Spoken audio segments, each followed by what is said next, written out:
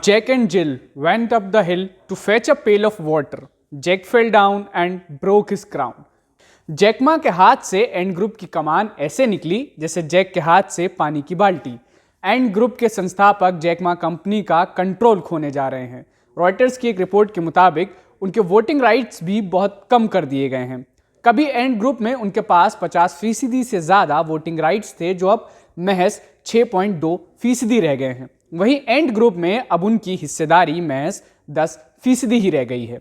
आपको बताता हूं ऐसा क्यों हुआ है, लेकिन इससे पहले मैं आपको ये बताऊं, एक और पते की बात बताता हूं। अगर आप देश और दुनिया से जुड़ी अहम खबरों से खुद को अपडेट रखना चाहते हैं तो क्विंट के मेंबर बनिए। कैसे? वीडियो के डिस्क्रिप्शन में जाकर क्लिक कीजिए। अब आते हैं जैकमा की कहानी पर।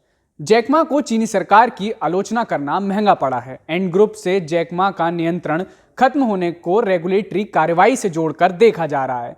बता दें कि 2020 में एंड ग्रुप 37 अरब डॉलर का आईपीओ लाने की तैयारी में था, जिसे अंतिम समय में रद्द कर दिया गया, जिसके बाद दिग्गज कंपनी का जबरन पुनर्गठन कर दिया गया। उसी समय में अटकलें लग रही थी कि चीनी अरबपति जैकमा अब अपना नियंत्रण खो देंगे। एंड ग्रुप ने 7 जनवरी को वोटिंग स्ट्रक्चर में बदलाव का ऐलान किया है। इस बदलाव के तहत फाउंडर, मैनेजमेंट और एम्प्लॉय समेत 10 इंडिविजुअल्स के वोटिंग राइट्स को एक दूसरे से अलग कर दिया गया है। यानी कि जैकमा के पास एंड को नियंत्रण करने की जो शक्ति थी वो अब नहीं रही है। अब आपको बताता हूं कि इस कहानी की शुरुआत कैसे हुई। इस पूरी कहानी की शुरुआत अक्टूबर 2020 में हुई थी, जब जैकमा ने एंड ग्रुप की लिस्टिंग को लेकर रेगुलेटर्स और स्टेट ओन्ड बैंक्स की आलोचना की थी। उन्होंने सरकारी बैंकों की तुलना सूदखोरों से की थी। इसके साथ ही उन्होंने अंतर्राष्ट्रीय वित्तीय विनियम समझौते यानी बेसल एकॉर्ड्स पर भी सवाल उठाए थे। जैकमा की आलोचना चीनी सरकार को नागवार गुजरी थी। नवंबर 2020 में जैकमा के एंड ग्रुप के 37 बिलियन डॉलर के आईपीओ को निलंबित कर दिया गया था। रिपोर्ट्स के मुताबिक ऐसा सीधा चीनी राष्ट्रपति शी जिनपिंग के निर्देश पर किया गया था। इसके साथ जैकमा सुर्खियों से गायब हो गए थे। इसको लेकर भी काफी तरह की अफवाहें उड़ी थी। अब आपको बताता हूं कि कैसे जैकमा चीन के सबसे बड़े बिजनेसमैन बन गए। जैकमा की कहानी रंग से राजा बनने जैसी है। जैकमा ने अपने करियर की शुरुआत एक अंग्रेजी शिक्षक के रूप में की थी, लेकिन अपने हौसले के दम पर वो एशिया के सबसे अमीर आदमी बने।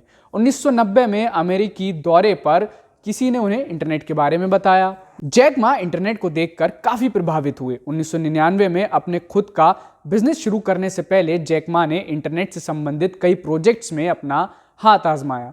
इसके बाद उन्होंने अपने दोस्तों से $60,000 की राशि जुटाई और ऑनलाइन शॉपिंग प्लेटफॉर्म अलीबाबा की शुरुआत कर दी। जिस समय उन्होंने कंपनी की शुरुआत की, तब चीन में महज 1% लोगों के पास ही इंटरनेट की पहुंच थी। देखते देखते अलीबाबा चल पड़ी। कंपनी ने करोड़ों चीनी लोगों की खरीदारी की आदतों को बदल दिया और जैकमा को अंतर्राष्ट्रीय स्तर पर पहचान मिली। CNN से मां ने एक बार कहा था, पहली बार जब मैंने इंटरनेट का इस्तेमाल किया, कीबोर्ड को छुआ तो मुझे एहसास हुआ कि यह वह चीज़ है जो दुनिया को बदल सकती है, चीन को बदल सकती है। 2014 में अलीबाबा की प्राथमिक लिस्टिंग ने न्यूयॉर्क एक्सचेंज NYSE पर $25 बिलियन जुटाए, जो अब तक का एक रिकॉर्ड आईपीओ है। वहीं 2019 में हांगकांग में सेकेंडरी लिस्टिंग ने $11.2 बिलियन रुपए जुटाए। जैकमा की नेटवर्थ में भारी गिरावट आई है। जैकमा मार्च 2020 में मुकेश अंबानी को पछाड़कर एशिया के सबसे अमीर आदमी बने थे, लेकिन चीनी सरकार के विवाद के बाद से पिछले कुछ सालों में उनके नेटवर्थ में काफी गिरावट देखने को मिली है। फोर्ब्स की रिपोर्ट के मुताबिक जैकमा का वर्तमान नेटवर्थ $24.9 बिलियन रह गया है। 2021 में $48.4 बिलियन से गिरकर 2022 में उनका नेटवर्थ $22.8 बिलियन पहुंच गया था। फोर्ब्स की 2022 के अरबपतियों की लिस्ट में वो 67वें नंबर पर थे। वहीं चीन के सबसे अमीर लोगों की लिस्ट में वो 5वें नंबर पर थे।